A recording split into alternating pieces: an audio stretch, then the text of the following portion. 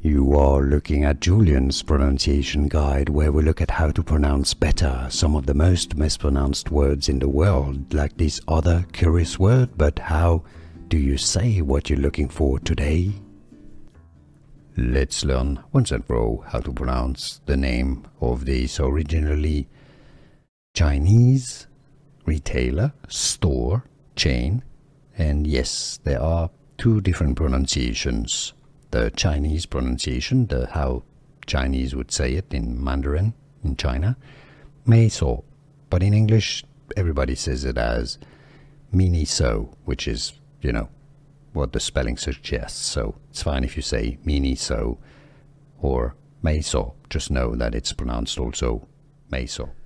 Here are more videos on how to pronounce more confusing words and names too many mispronounced. Like this video if you found it useful. I appreciate your support. I'll see you soon and thanks for watching.